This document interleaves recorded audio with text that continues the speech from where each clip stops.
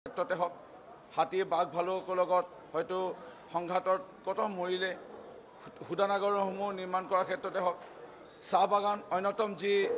অসম ৰাজ্যখনত বা কেন্দ্ৰ চৰকাৰক অৰ্থনৈতিকভাৱে এটা অৱদান আগবঢ়াই আহিছে এই গোটেই ভাৰতবৰ্ষক চিনাকি কৰি দিয়া অন্যতম এই চাহ উদ্যোগৰ মূল যি গুৰি ধৰোঁতা এই আদিবাসী চাহ শ্ৰমিক লোকসকলক আজি কেৱল শোষণৰ পিছত শোষণ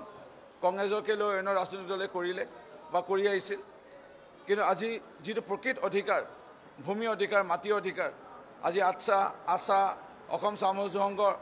বিভিন্ন জাতীয় সংগঠনে দাবী জনাই আহিছিল আজি সেই দাবীসমূহ কোনোৱে নুশুনিলে আজি মাননীয় মুখ্যমন্ত্ৰী ডক্টৰ হেমন্ত বিশ্ব শৰ্মা ডাঙৰীয়াই শুনিলে তেখেতক আঁঠু কাঢ়ি পেলাই মই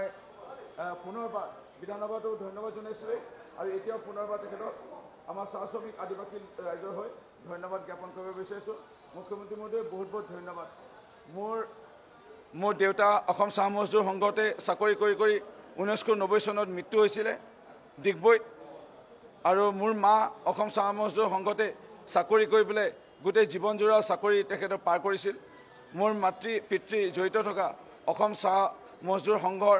এজন সন্তান হিচাপে মই পুনৰবাৰ মাননীয় মুখ্যমন্ত্ৰী মহোদয় ডক্টৰ হেমন্ত বিশ্ব শৰ্মা ডাঙৰীয়াক অশেষ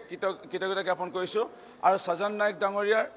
অন্যতম এটি জনপ্ৰিয় গীত এই গীতেৰে মুখ্যমন্ত্ৰী ডাঙৰীয়াক ধন্যবাদ জ্ঞাপন কৰিব বিচাৰিছোঁ हरियाली हरियाली चाय के बागान मोरे धनी कहाँ जाबो छोड़िए आसाम हरियाली चाय के बागान मोरे धनी कहाँ जाबो छोड़े आसाम मुख्यमंत्री डाঙৰীয়াক बहुत बहुत धन्यवाद ज्ञापन কৰিছোঁ এই ঐতিহাসিক দিনটো আমাক প্ৰদান কৰাৰ বাবে ধন্যবাদ